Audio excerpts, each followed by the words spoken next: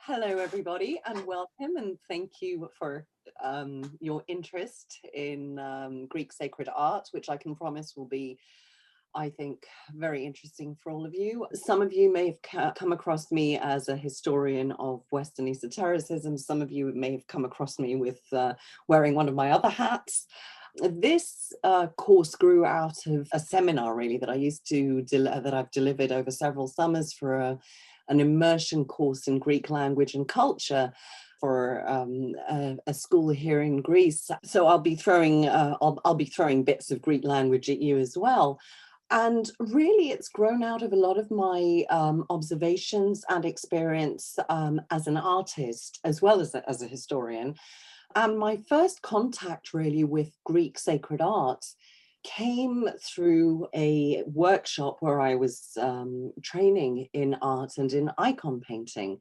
So I hope to be able to give you a few insights as we go from that perspective as well. We'll be looking at really the nature and the function of sacred art, past and present, and the kind of continuities that we find in modern Greece as well, in relation to some of the oldest uses of art in its relationship, if you like, to the sacred.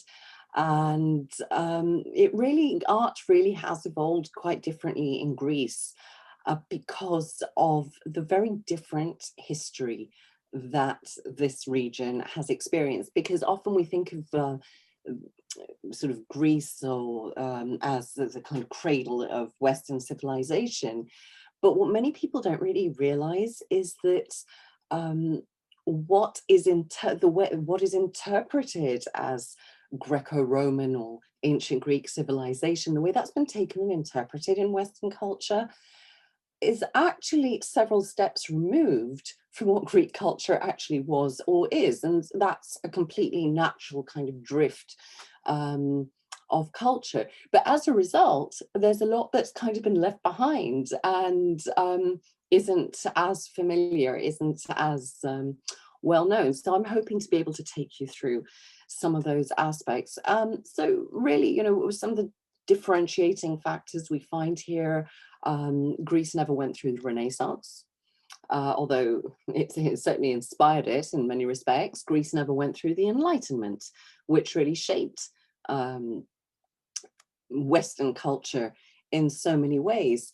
And one of the great legacies of this difference is a kind of magical thinking, which is still very deeply rooted within Greek culture. And part of that is the sense that the spiritual world is quite near.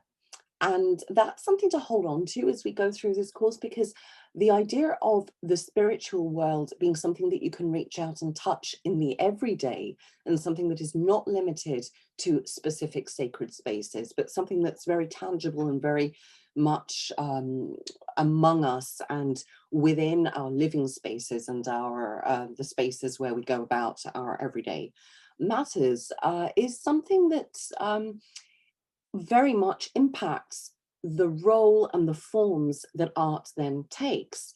And we also see these sort of differences in the cultural evolution within Greece, sort of sparking or feeding into a very different mentality towards the sacred in general. So while today Greece is a Christian country, and the main religion is Orthodox Christianity, so one would think that speaking of the modern sacred, we're referring to that, and we are to a great degree. The aspect of this being something that's kind of all around us and something that's very familiar, and something that ordinary people can just kind of participate in, is still very much present. And we also see that there's this unique mentality in the way Greeks, past and present, approach the sacred. And that's really where I'm going to begin. And I'm going to